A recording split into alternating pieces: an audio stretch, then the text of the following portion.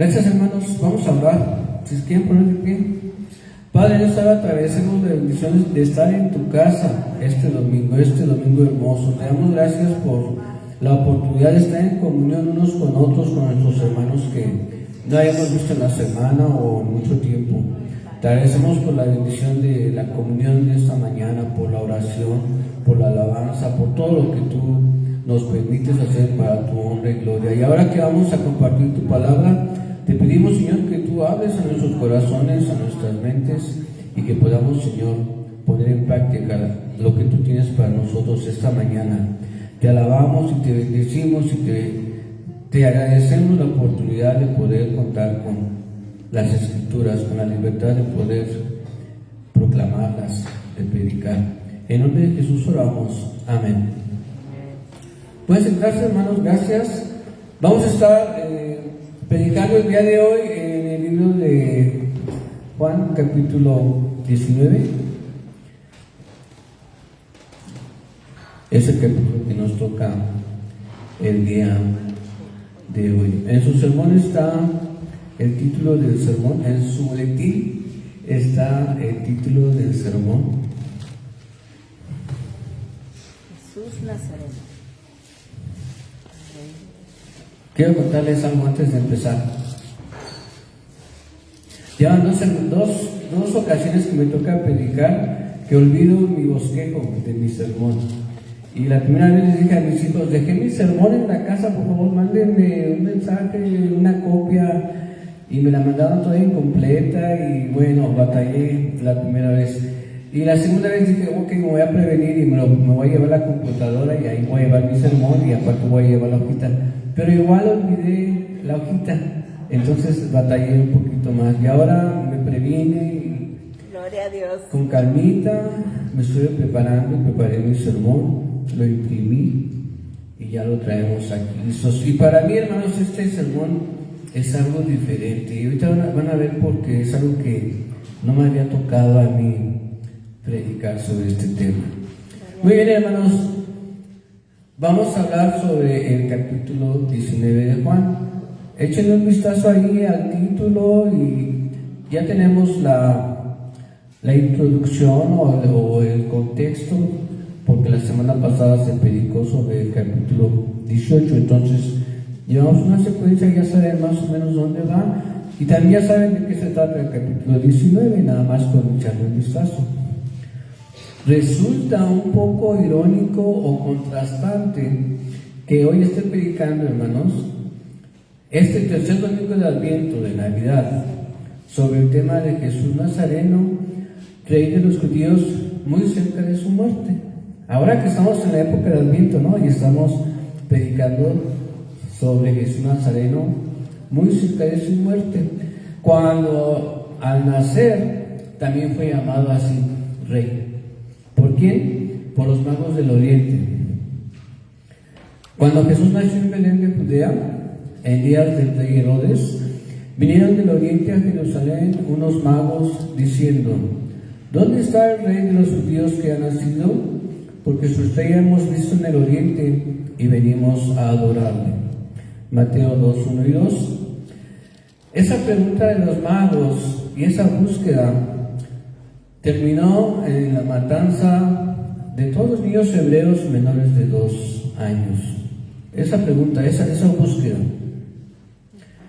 En el caso ahora de la mención como rey en el relato de la crucifixión, al contrario, fue para vida, para todo aquel que cree en él. Juan 3:16, porque de tal manera amó Dios al mundo que dio a su Hijo unigénito, para que todo aquel que en él cree no se pierda, mas tenga vida eterna. Por eso digo que es contrastante, ¿no?, hablar de la crucifixión en una época de Adviento, pero si no hubiera habido nacimiento, no hubiera habido tampoco salvación. Amén. ¿Sí? ¿Me explico hasta ahí? Amén. El capítulo 19 de Juan describe la insistencia de los judíos por acusar a Jesús. Por todos los medios, por todas las excusas posibles, trataron de acusar de Jesús. Y también describe los intentos de Pilato por rescatarlo de la muerte.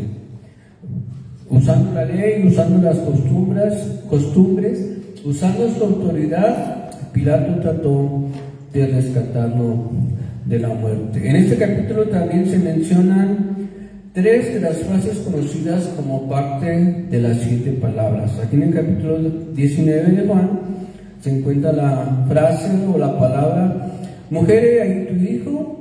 Después dijo al discípulo: he ahí tu madre.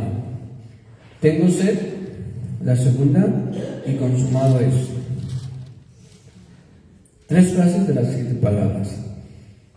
También, por último, el pasaje narra a detalle la muerte de Jesús en la cruz al lado de 2 malhechores. Pero hoy, hermanos, esta mañana yo quiero enfocarme en el letrero de la cruz. Y ese es el título del sermón: Jesús Nazareno, Rey de los judíos. Nunca se me había ocurrido, nunca había pensado algún día predicar sobre el letrero colocado en la cruz de Jesús. Quiero hacer una pregunta. ¿Ustedes han ido a una iglesia católica? Sí, levanten su mano el que ha ido a una iglesia católica. No vamos a regañar, hermano, nomás quiero preguntar. Okay. ¿Han ido a algún museo donde haya arte barroco o arte donde se presenten los cuadros religiosos de la antigüedad? Bueno, ahorita me van a contestar si han visto lo que les voy a preguntar. En muchas cruces, en muchos crucifijos que hay en las iglesias católicas y en el arte, hay un letrerito arriba de la cruz. ¿Cómo dice? INRI, ¿verdad? INRI. Desde que yo era niño e iba a la iglesia católica, a mí me gustaba meterme en la iglesia católica. Cerca de mi casa había una iglesia. No sé, siempre me ha gustado, me ha llamado la atención. Vivía cerca de la Vía de Guadalupe, donde hay un museo, y me daba miedo acercarme a las zonas donde estaban los santos, pero como que me daba miedo, pero me gustaba, ¿no? Ahí de curioso ir a ver. Pero siempre me pregunté qué significaba INRI.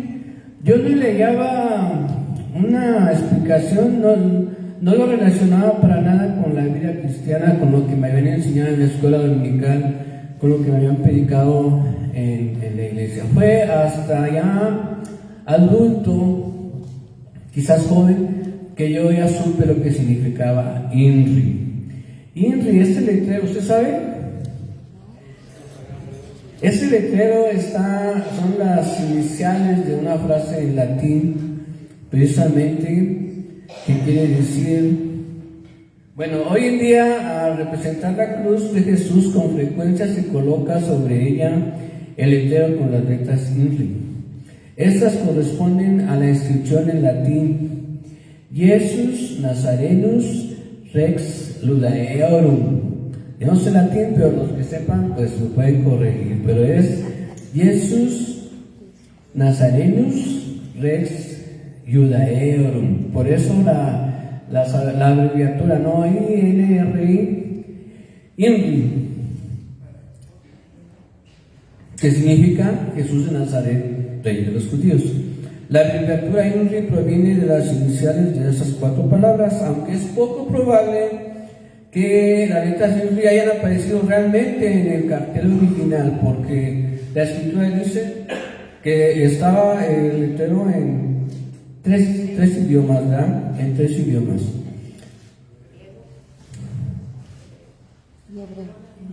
En la inscripción que estaba en la cruz, según la Biblia, dice que estaba en 3 idiomas: arameo o hebreo. Arameo era el lenguaje común del pueblo, o un dialecto del hebreo o hebreo. El griego también, y el latín. El hebreo era el idioma de los judíos, ¿sí recuerdan? El latín, el de los romanos, el idioma de los romanos. Y el griego se había extendido como un idioma común en los negocios y el comercio. Esto venía desde el imperio griego, ¿verdad? Que fue antes del imperio romano. Por eso estaba ahí en 3 idiomas y tenía una razón de ser. Ahora, había la costumbre de colocar en la cruz de los crucificados, para la redundancia, un letrero con el nombre del acusado o del sentenciado y el motivo de su muerte, su delito. Esto con el fin de dar ejemplo y que los demás no estuvieran tentados a cometer las mismas ofensas. Además, era costumbre que a los malhechores los crucificaban cerca de la ciudad, afuera de la ciudad, pero cerca de la ciudad, para que la gente alcanzara a ver, como un testimonio ahí de muerte. Ahora, yo tomé unas notas ahí de la editorial del boletín. Dice, en este título, Pilato logró mostrar su desdén para los judíos en general. Después de estar batallando con ellos ahí en los juicios, en la presentación, y que yo lo veo inocente, y que ellos decían crucifícale, y que él decía yo no veo razón para crucificarle, y que ellos insistían, Pilato logró mostrar ahí su desdén contra los judíos, y a la vez, en cierto punto, desquitarse de los sumos sacerdotes que lo habían hecho batallar. Y algunos biblistas comentan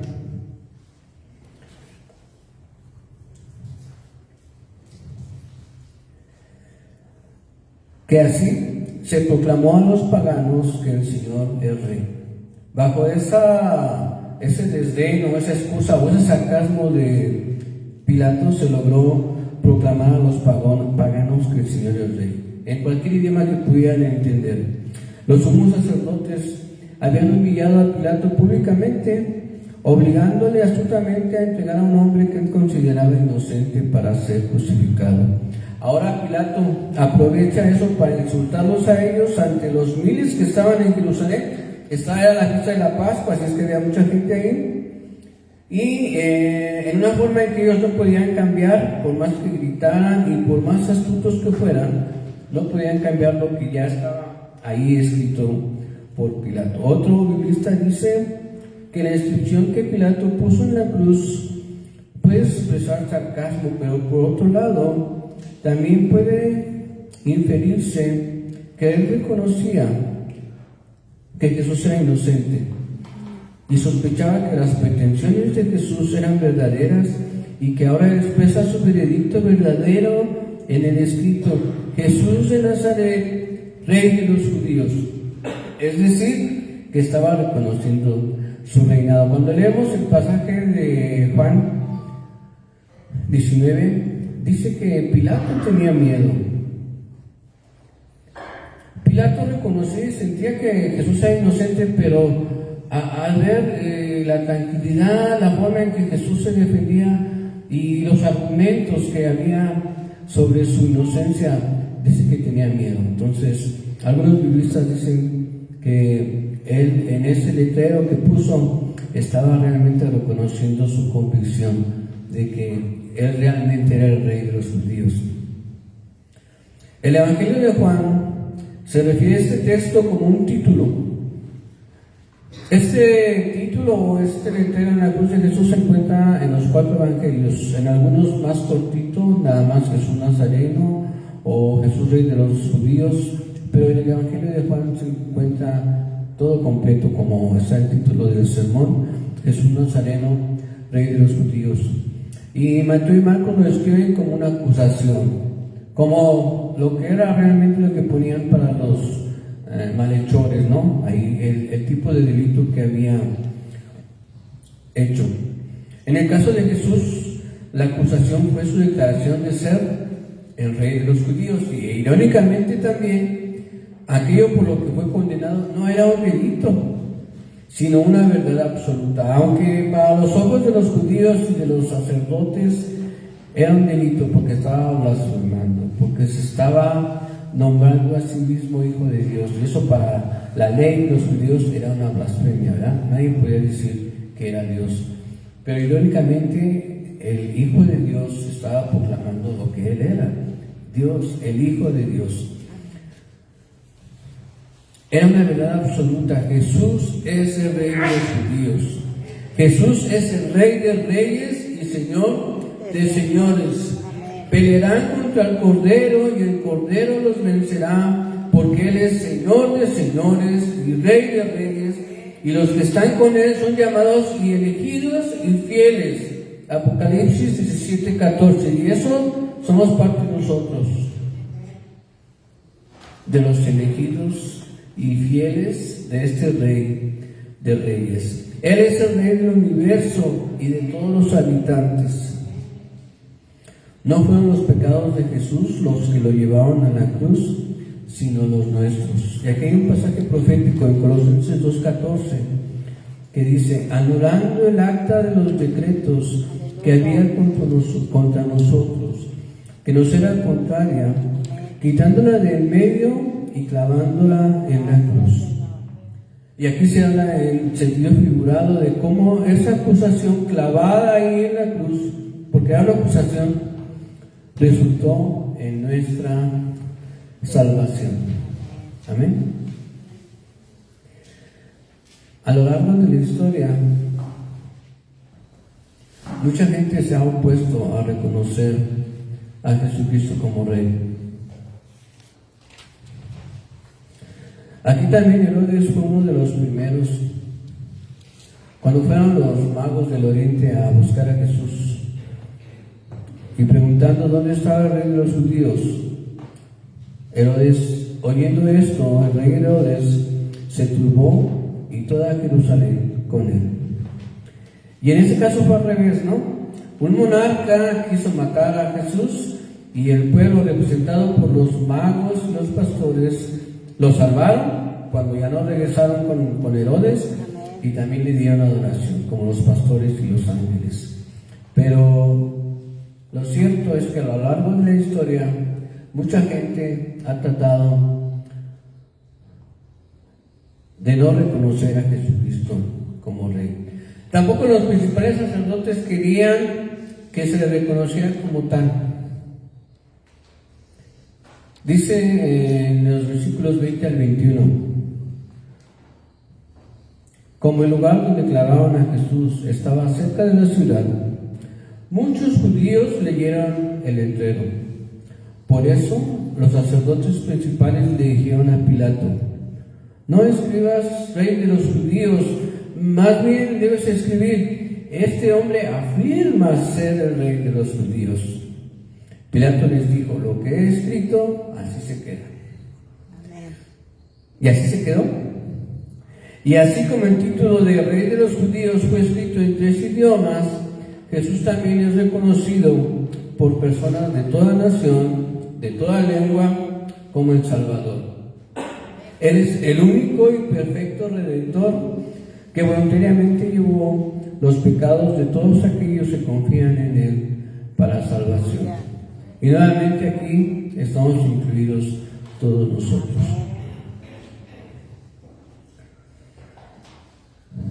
Hoy cantamos en el transcurso del culto el himno: ven a mi corazón, oh Cristo.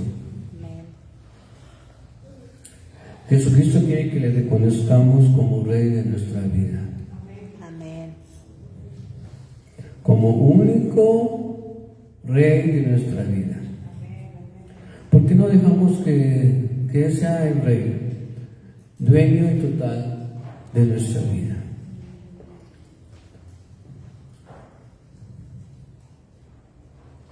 Hay un canto que dice que no había lugar para Jesús en el mesón, no había lugar para Jesús donde reclinara su sien. Y a veces tampoco hay lugar en nuestros corazones para Jesús. Ahora que estamos en esta época, pensemos, y quizás no nosotros, sino en nuestras familias, en nuestros familiares, presentarles este mensaje de Jesús e invitarlos a que Jesús reine en su corazón.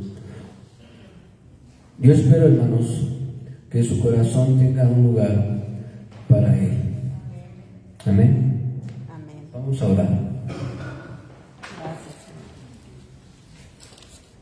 Ven a mi corazón, oh Cristo, pues en Él hay lugar para ti. Ven llena mi corazón.